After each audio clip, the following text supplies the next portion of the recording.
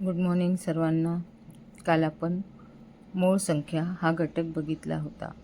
आज आपण संयुक्त संख्या हा घटक बघणार आहोत. तर मूळ संख्या म्हणजे ज्या संख्येला 1 आणि 30 संख्या असे दोनच विभाजक असतात तिला आपण मूळ संख्या म्हणतो. तर त्याच्याच विरुद्ध संयुक्त संख्या म्हणजेच ज्या संख्येला 1 आणि 30 संख्या यापेक्षा अधिक विभाजक असतात त्या संख्यांना आपण संयुक्त संख्या असे म्हणतो. उदाहरणार्थ बघा 25. मग 25 या संख्येला कोणकोणत्या संख्येने पूर्ण भाग जातो? तर सर्वात आधी येतो 1. 1 ने 25ला पूर्ण भाग जातो. त्यानंतर 5 ने पूर्ण भाग जातो.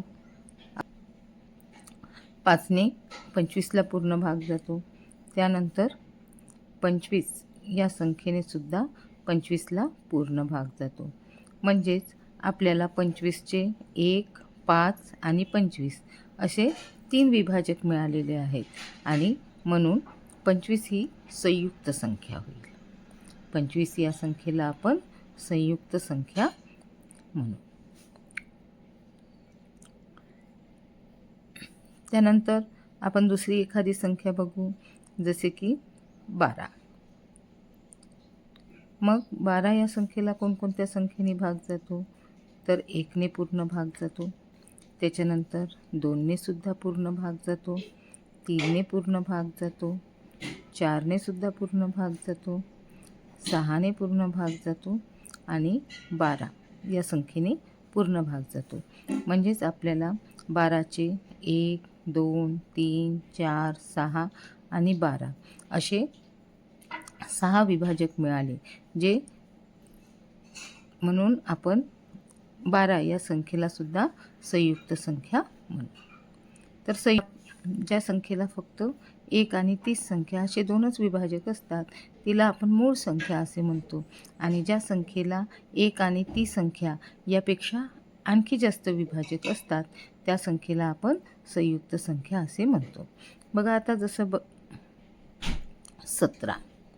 मग 17 या संख्येचे कोणकोणते विभाजक आहेत सांगा बरं? तर 17 या संख्येला 1 आणि 17 या दोनच संख्येने पूर्णपणे भाग जातो.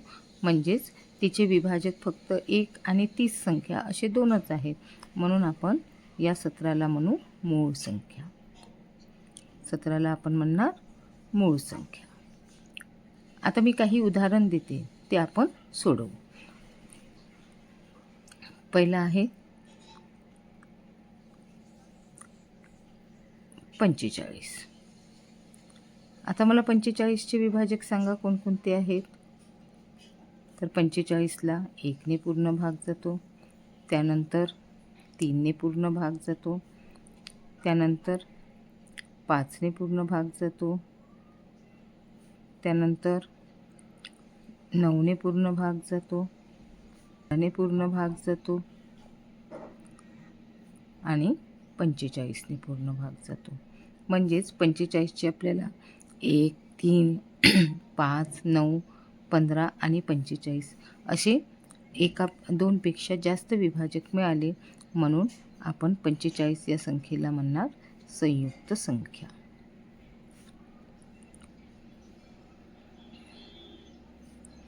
त्यानंतर दुसरं उदाहरण घेऊ आपण 23. आता बघा 23ला कोणकोणत्या संख्येने भाग जातो? तर 23ला 1 आणि 23 या दोनच संख्येने भाग जातो. म्हणून 23 ही होईल आपली मूळ संख्या. आता मी तुम्हाला काही उदाहरण देते, ते तुम्ही सोडवून मला कमेंट्स बॉक्समध्ये त्याची उत्तरं सांगायची आहेत की त्या मूळ संख्या आहेत की संयुक्त संख्या आहे.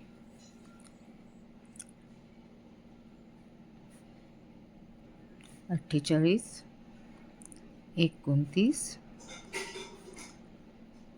35, त्यानंतर 47, 51. तर या संख्या मूळ आहेत की संयुक्त आहे हे तुम्ही मला कमेंट्स बॉक्समध्ये नक्की सांगा.